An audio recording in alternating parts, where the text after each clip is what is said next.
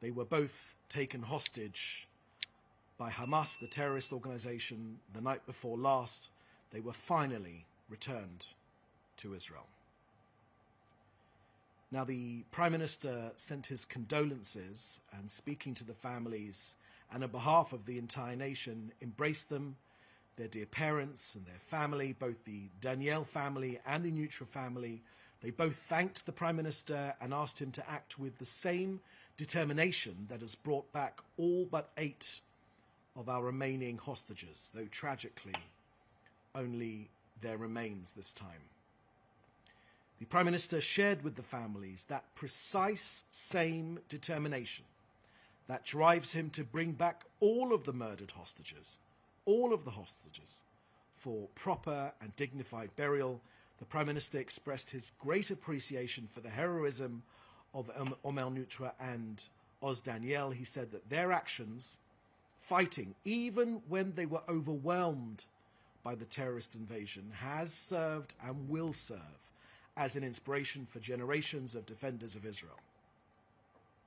These 2 men made the ultimate sacrifice for the defense of our country, and the country in turn salutes them and their families. May their memory be a blessing. As of today, 8 murdered hostages remain in Hamas hands. Today marks exactly 3 weeks and 1 day, 22 days to be precise, by which time the agreement said that all of our hostages should have been returned. Now I can share with you the categorical position of our Prime Minister, that the Hamas terrorist organization is required immediately and without preconditions to uphold its commitment to the mediators. Israel demands that they return all of our hostages as part of the implementation of the agreement. Hamas knows where they are. We will not compromise on this. We will spare no effort until we return all of our hostages, every last one of them. Next to Jamaica, last night the Prime Minister directed that a humanitarian medical aid delegation be dispatched to Jamaica from the State of Israel following the hurricane disaster that has struck the area and caused numerous casualties. Okay, that's the end of what I have to share with you. Please put your questions in the chat and we'll be happy to take them. Okay, I can see a few questions here. The first question here I can see is from Reuters, and the question from Reuters is: the humanitarian situation in Gaza has improved since the ceasefire. The World Food Programme says that only half the needed amount of food is coming in, and an umbrella group of Palestinian agencies said overall aid volumes were between a quarter and a third of the expected amount according to the ceasefire agreement. A continuing lack of fuel, your question says, including cooking gas, is also hampering nutrition efforts, and many more tents are needed for the homeless. Please, can you comment? Thank you for that question from Reuters. Let me make the government's position crystal clear. We have adhered to both the spirit and the letter of the agreement. Hundreds of trucks of aid are going in. Israel will not accept the criticism that we are not adhering to the agreement. Hundreds upon hundreds of trucks are going in.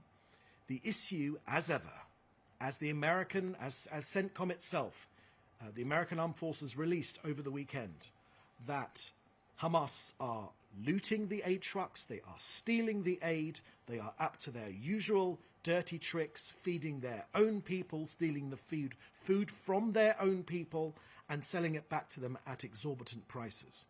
Now, you mentioned the World Food Programme. Very often it is the case that different agencies operating in Gaza don't know what other agencies are doing.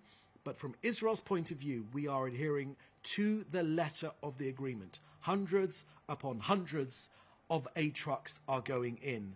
Where there are shortages, there are shortages caused by the terrorist organization.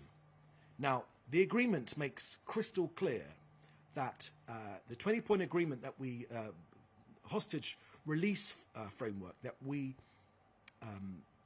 agreed to with the interlocutors, with our US partners, they said very, very clearly that Gaza must be de-radicalized and disarmed. That means there will be no more Hamas in Gaza.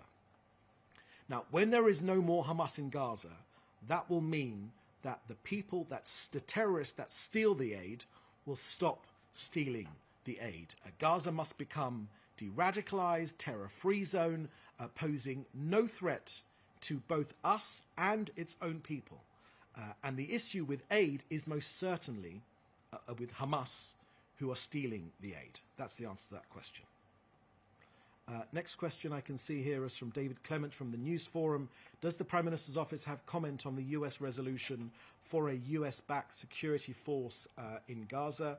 Thank you for that question, David Clement from the News Forum in Canada. I can share with you that Israel agreed to the 20-point framework. We continue to adhere to every single line of that framework. And part of that framework makes very, very clear that Gaza will be de-radicalized and Hamas disarmed, and also that Gaza will be redeveloped for its own people. Of course, Hamas are not keeping to the key point of all of our hostages being returned. There remain 8 of our hostages which should have been returned and have not been returned yet. Israel has adhered to every single part of this agreement. To the army withdrawal, we did conduct a withdrawal to the precise lines that were agreed, and that continues to be the case today. Hamas are breaking the deal. They are attacking our forces as they have done over the past few days, and within this agreement it makes very clear that we have the right to defend our soldiers, which is precisely what we are doing. And of course, when it comes to the future of Gaza, the agreement makes clear that the future of Gaza, the governance will shift from to a transitional technocratic Palestinian committee, apolitical, which means that will be no Hamas, no Palestinian Authority under international oversight, and of course this International Board of Peace, including President Trump and others, will oversee the process and Gaza's reconstruction. Together with that, the agreement also makes clear, and these are issues we're discussing right now, that there will be an international stabilization force within the agreement. All of these points are within the agreement. Israel is adhering to the agreement, and Hamas, unfortunately, are, as usual, in violation of the agreement. That said, you know that Israel has overall control over the security requirements in and over Gaza, and Israel takes that responsibility extremely seriously. October the 7th happened 2 years ago. We will not let that happen again. Our eyes are wide open when it comes to the threats to Israel and its people. Okay, next question is Or Shaked from Israel Hayom. Are you able to confirm whether the remains of another hostage will be transferred today? A Hamas announcement claimed that remains were found about an hour ago.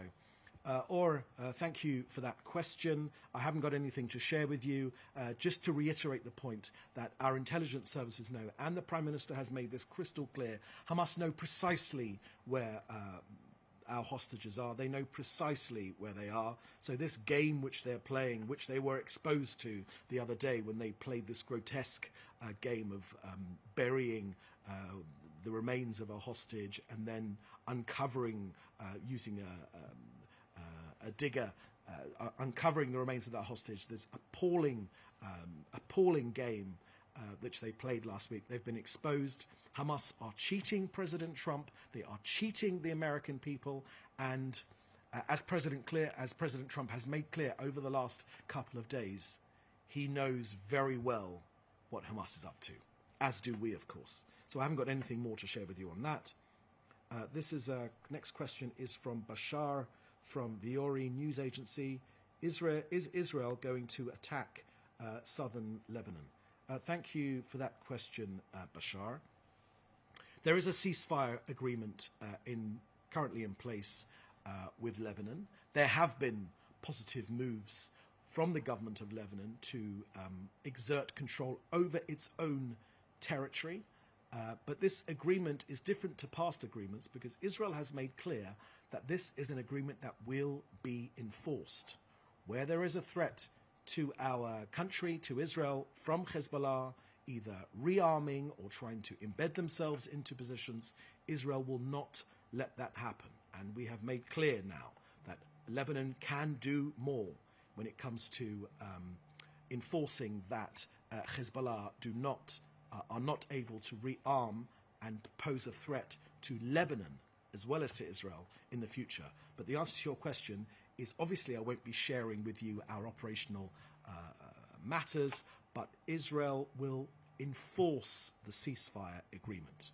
We would prefer that Lebanon enforce the ceasefire agreement, but in the absence of that happening, or not happening to a strong enough degree, Israel will enforce this ceasefire agreement. Okay, last question I can see here is from, there's no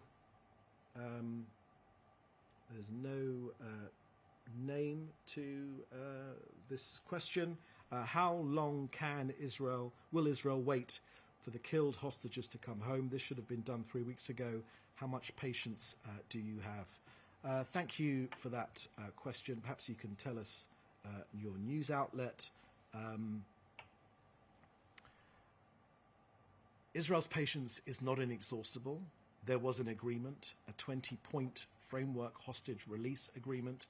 Israel has adhered to every single part of that agreement, including redeploying our troops, including aid entry, including every single aspect.